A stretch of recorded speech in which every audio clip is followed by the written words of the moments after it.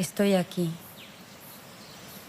Estoy sentado en el lugar corretto, en el momento corretto, en el tiempo La corretto. bellezza.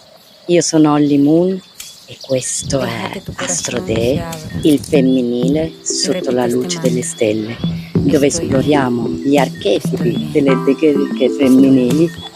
No problem, grazie. Estoy bien, Sotto estoy i bien, riflettori dei estoy segni bien. zodiacali. Siamo giunte ad Afrodite, abbiamo fatto un po' di prefazione parlando del suo grande potere come dea alchemica e senza perdere altro tempo direi di andare a parlare dei ruoli più conosciuti di questo archetipo. Afrodite come dea della bellezza e dea dell'amore. Io ti propongo qui, come al solito, l'immagine di Claudia, stupenda.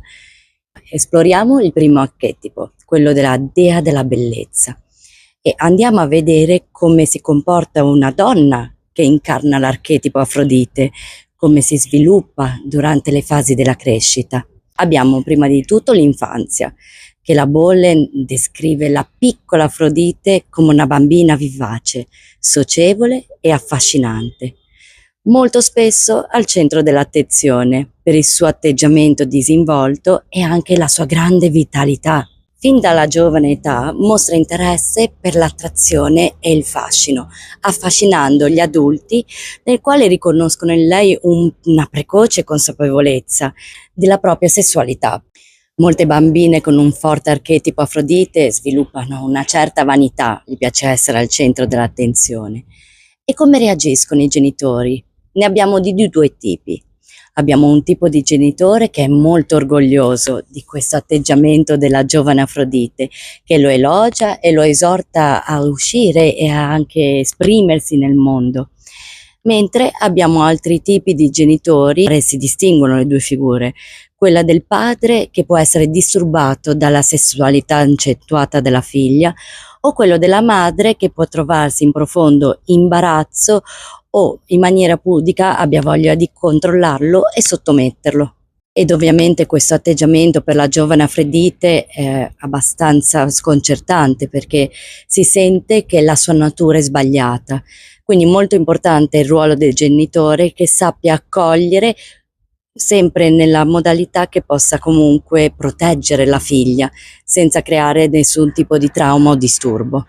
Passiamo poi a quella che è l'adolescenza e la maturità. In questa fase Afrodite vive il risveglio della sessualità e del suo fascino in modo intenso. E infatti può anche affrontare determinati rischi. C'è il rischio appunto che, data la sua esuberanza e la sua voglia di esprimersi e conoscere e connettersi, esplorando la sua sessualità in questa maniera gioiosa, senza pensare troppo alle conseguenze, rischi di incorrere in una brutta reputazione, che a me sinceramente non interessa molto. Però un'altra conseguenza molto pericolosa potrebbe essere quella di incorrere in malattie, se non vengono appunto prese le giuste precauzioni. E allora chi può venire in aiuto alla giovane Afrodite? Chiamare altri due archetipi. Potrebbe essere quello di Era, che la porta ad avere una relazione stabile e in questo modo cercare di attenuare quello che è il suo istinto nel volersi unire e conoscere più persone. Altrimenti quello di connettersi alla dea della strategia, Atena. Una paziente della Bollen racconta proprio che quando ebbe ben chiaro di incarnare profondamente l'archetipo di Afrodite e quindi di accettare il fatto che lei si innamorasse e disinnamorasse con così tanta facilità, capì che era giunto il momento che lei prendesse delle precauzioni, piuttosto che stare lì a giudicarsi. L'università e il lavoro. Afrodite abbiamo detto che lei ha questa grandissima energia e voglia di connettersi col mondo e quindi non è che le interessi tanto avere una carriera, a meno che non si innamori della sua professione o della materia che studia all'università. In quel caso darà il meglio di sé, altrimenti diciamo che le interesseranno di più le attività extracurriculari, come potrebbe essere un corso di recitazione, dove in quel caso può proprio esprimere se stessa. La mezza età per Afrodite. Ok, qui inizia la fase dell'invecchiamento e Afrodite ha due possibilità. Se si è radicata troppo sulla sua bellezza esteriore, senza scavare mai dentro di sé e vedere quali sono altri suoi talenti, potrebbe vivere male questa fase dell'età, ma allo stesso modo potrebbe trovarne la chiave per iniziare ad esplorare nuove bellezze, come quella verso le arti, la musica, la natura. Vi sono infinite bellezze intorno a sé e non per forza le deve trovare nel suo aspetto fisico.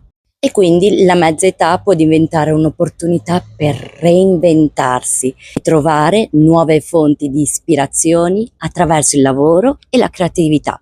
E giungiamo infine alla vecchiaia. La donna Afrodite conserva spesso una vitalità giovanile e un atteggiamento sempre innamorato della vita. In questo modo riesce a rimanere coinvolta e appassionata fino a tarda età. Adesso parliamo un po' di Afrodite come dea dell'amore, perché Afrodite e il segno dello Scorpione hanno un grandissimo bisogno di intimità e trasformazione. E Afrodite qua è descritta proprio come l'incarnazione dell'amore profondo, della creatività, della trasformazione, elementi fondamentali anche per comprendere l'energia appunto dello Scorpione. E come sono i rapporti con gli uomini per una giovane donna Afrodite? Innanzitutto lei non cercherà mai un uomo autoritario, un uomo che cerchi di precludere la sua indipendenza, la sua libertà o che non l'accetti per quello che è. Cercherà degli uomini che sono intensi, affascinanti e spesso difficili o molto emotivi.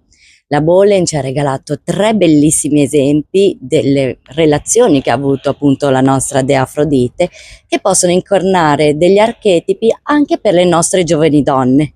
Iniziamo con la prima relazione di Afrodite, quella con il dio Efesto, il dio storpio. Ne parlo in un altro video che vi consiglio di andare a vedere. E qua cosa troviamo? Un uomo che è dal fascino magnetico, intenso, e la sua natura solitaria, questi conflitti interiori. Efesto vive in un vulcano, comunque non è un personaggio, sai, molto comune. Può creare questo suo modo di vivere alcune tensioni all'interno della relazione. Perché? Perché Efesto può essere possessivo, geloso e poco incline a esprimere apertamente i suoi sentimenti. Questa combinazione può portare a una relazione intensa, ma a rischio di turbolenze emotive. Poi abbiamo un'altra relazione, una delle mie preferite, quella tra Afrodite e Ares, il dio della guerra. Ares rappresenta un amante passionale ed è molto impulsivo. È molto affine ad Afrodite per la sua intensità e per la sua mancanza di riflessione, cioè è molto impulsivo. E infatti tutti e due sono spinti sì dalla grandissima attrazione fisica, ma c'è il rischio che diventino scontri esplosivi loro, proprio perché vivono nel qui e ora. È fortissima ma profondamente instabile. La terza relazione che Afrodite ebbe con un dio fu quella con Hermes, il messaggero degli dei. È un uomo comunicativo, adattabile e capace di rimanere in una relazione leggera e vivace. Proprio come Afrodite. Peccato che il nostro giovane Hermes sia un eterno Peter Pan, completamente inaffidabile e incapace di assumersi impegni seri. Però può allo stesso modo sempre offrire alla nostra Afrodite una relazione libera, stimolante, priva di gelosia o possessività.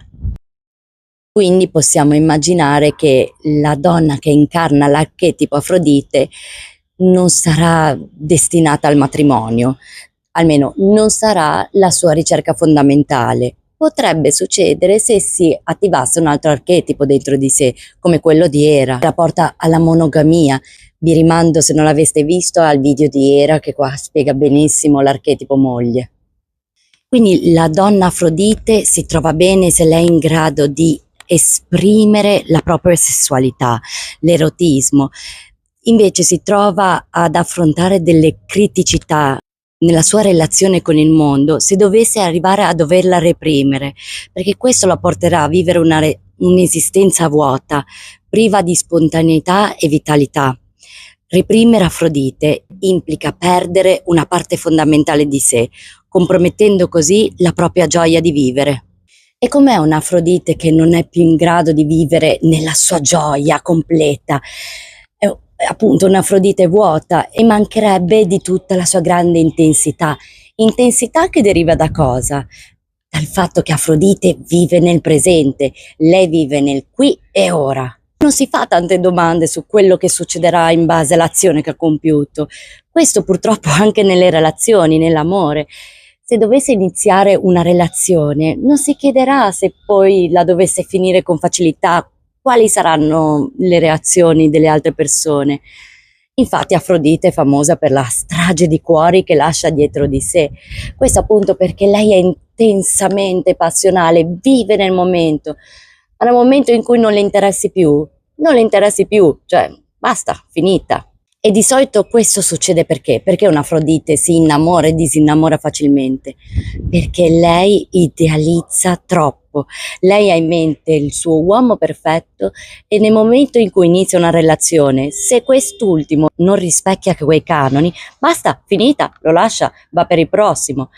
Quello che potrebbe darle un po' di pace e darle l'opportunità di prolungare le sue relazioni sarebbe quello di imparare ad accettare il prossimo un po' così com'è, non accontentarsi, ma imparare a fare dei compromessi. Allo stesso tempo la Bolen parla della maledizione di Afrodite, perché se è vero che idealizza il prossimo perché è alla ricerca sempre di un partner perfetto, può anche capitare che lei idealizzi un partner che non è assolutamente interessato a lei, ma si ostini a voler avere una relazione con lui, quindi iniziando una relazione di dolore perché magari non è vista, non è apprezzata per quello che è realmente, quando si innamora di un uomo che solitamente o la svaluta o la ignora. E può anche capitare che Afrodite si innamori di uomini che proprio non la ricambino e ne faccia di questo un'ossessione. E una donna Afrodite può uscire da questa situazione nel momento in cui riesce a riconoscere la natura distruttiva di questi legami e trovi la forza appunto di uscirne. Quindi, visto che stiamo già un po' valutando quelli che sono le debolezze della donna Afrodite, andiamo a elencare quelli che secondo me sono i lati luce e i lati ombra di Afrodite connessi al segno dello Scorpione. Beh, ovviamente al primo posto ho scelto passione e intimità, in particolar modo con i mortali, perché Afrodite incarna l'amore profondo e compassionevole, mostrandosi protettiva verso i mortali che si affidano a lei. Vi rimando al video di Afrodite dove racconto del mito di Atalanta. Lì Afrodite dimostra proprio di venire incontro ai desideri d'amore dei suoi discepoli. E lo Scorpione, come Afrodite, non si accontenta di relazioni superficiali, lotta per i legami trasformativi che portino così a una crescita interiore. Secondo lato luce abbiamo creatività e vitalità, perché Afrodite è la dea che dona vita e anima a ciò che è statico.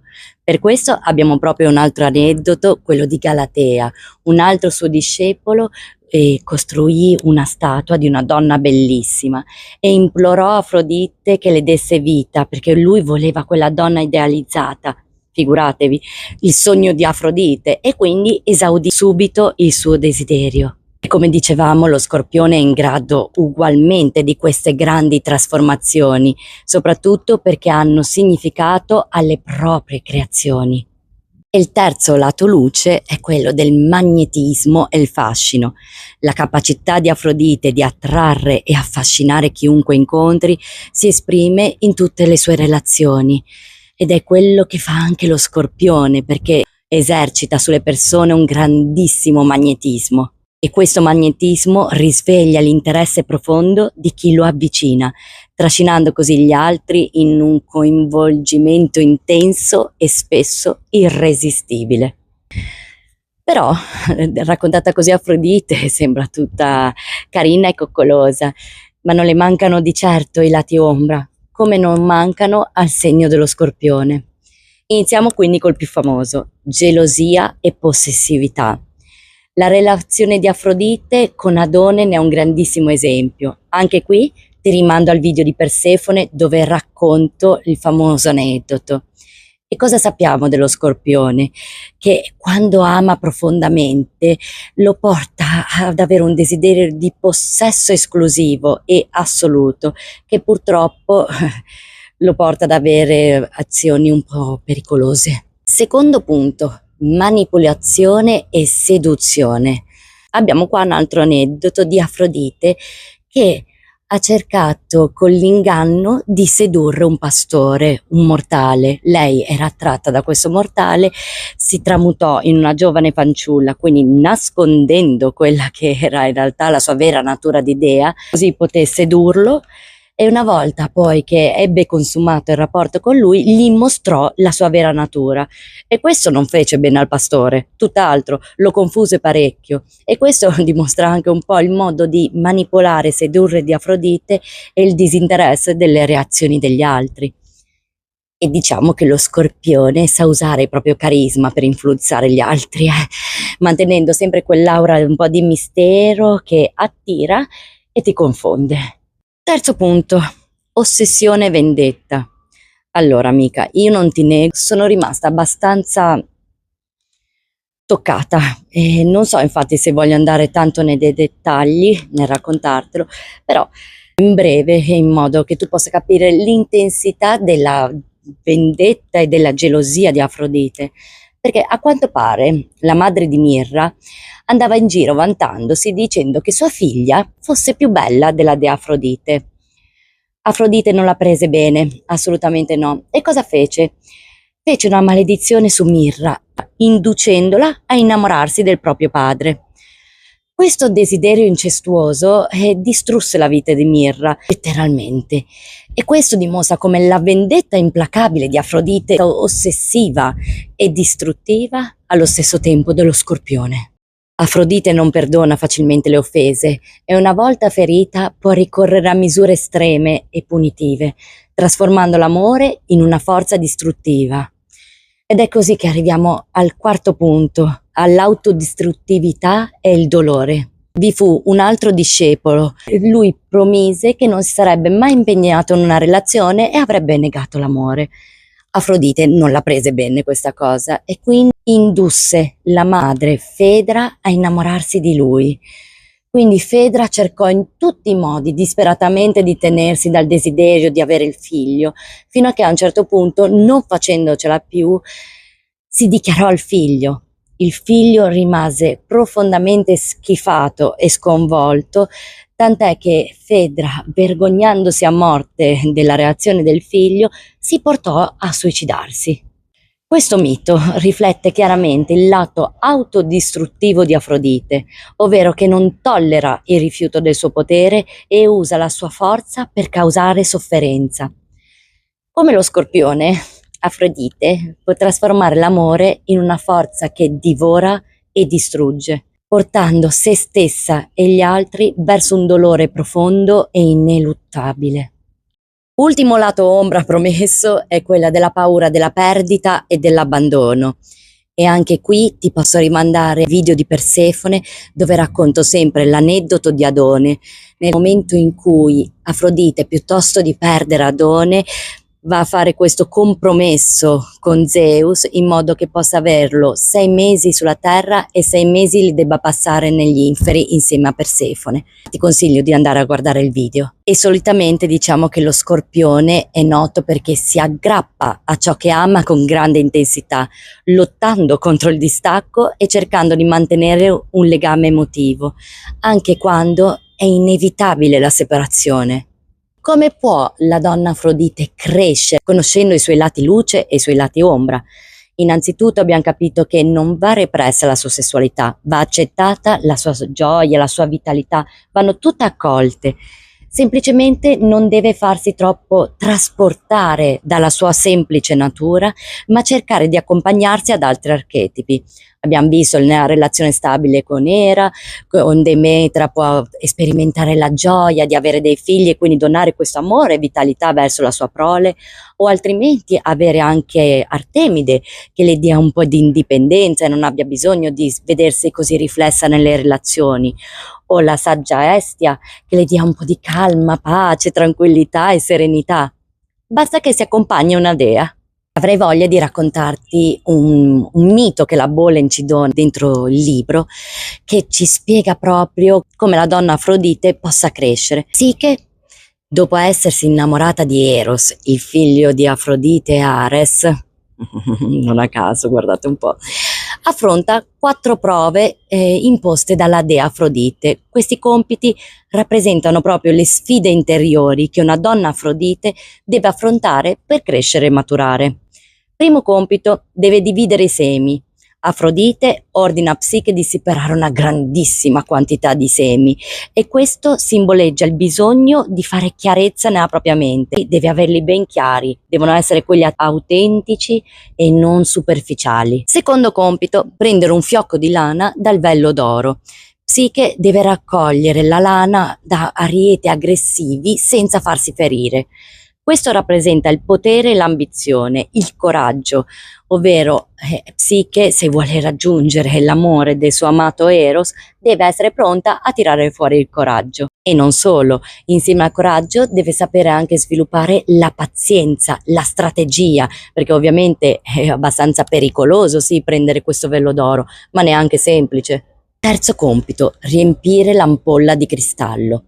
Afrodite qua incarica Psiche di riempire un'ampolla d'acqua da una sorgente irraggiungibile e in questo compito l'aquila che aiuta Psiche rappresenta la capacità di vedere le cose dall'alto con distacco. Si connette benissimo all'episodio scorso, le evoluzioni dello Scorpione. Come terza evoluzione abbiamo quella dell'aquila, proprio quando riesce ad osservare dall'alto col distacco dalle emozioni e ad avere più chiarezza. Ed è così che Psiche può imparare come evitare di perdersi negli altri. Quarto compito, che immagino che se tu non sia un'Afrodite potrai ben pensare, ma che compito semplice. Ma io, essendo un ascendente Scorpione e sentendo molto l'archetipo Afrodite dentro di me, ti posso assicurare che è il compito più arduo e difficile. Afrodite incarica Psiche di dire di no, ovvero le ordina di scendere nel mondo degli inferi per riportare uno scrigno contenente l'unguento dell'eterna giovinezza. Questo incarico non è semplice perché ovviamente tutte le anime degli inferi inizieranno a tormentare la giovane Psiche chiedendole aiuto e lei dovrà essere in grado di mantenere fede a se stessa. Psiche deve così ignorare le suppliche e i lamenti di coloro che incontra e deve temporaneamente chiudere il proprio cuore alla compassione, che è una delle sue più grandi qualità. Ma se non imparerà a fare questo, rimarrà per sempre intrappolata negli inferi, ovvero nelle richieste e nei bisogni degli altri. E come vi dicevo, per un'Afrodite non è semplice dire di no. Ma non solo, abbiamo visto altri archetipi che si comportano nello stesso modo. Abbiamo Demetra, e anche per lei è molto difficile creare delle barriere, o addirittura la stessa Persefone, che anche lei è reclusa negli inferi. Non le è stato semplice poter creare i suoi solidi confini. Ed è così quindi che Psiche, affrontando queste 4 prove, è in grado di crescere, perché ogni compito la spinge a esercitare capacità di discernimento, coraggio e autocontrollo. Alla fine, nonostante le prove e le conquiste, ciò che resta centrale per Psiche è il rapporto d'amore con Eros ed è questo che rimane il fulcro della sua vita, per cui lei rischia il tutto per tutto. Quindi la crescita psicologica simboleggia il percorso che una donna Afrodite deve compiere per raggiungere la maturità emotiva, imparando a bilanciare l'amore con l'autonomia e vivere con la consapevolezza la propria natura appassionata, senza però lasciarsi travolgere. Prima di salutarci volevo concludere, Afrodite, raccontandoti che di recente ho partecipato a un corso sull'empowerment femminile e ho scoperto un fatto che mi ha profondamente colpita e, a dire il vero, anche un pochino turbato. Sapevate che Afrodite in realtà non nasce solo come dea dell'amore, della bellezza e della creatività, ma nasceva anche come dea della guerra? Era vista come un archetipo complesso che univa forza, bellezza e passione. Ma con il tempo, con il sistema patriarcale, si è ben pensato che colei che rappresentasse tutti questi bellissimi archetipi, appunto l'amore e la dolcezza, non potesse avere anche la guerra dentro, non era abbastanza femminile.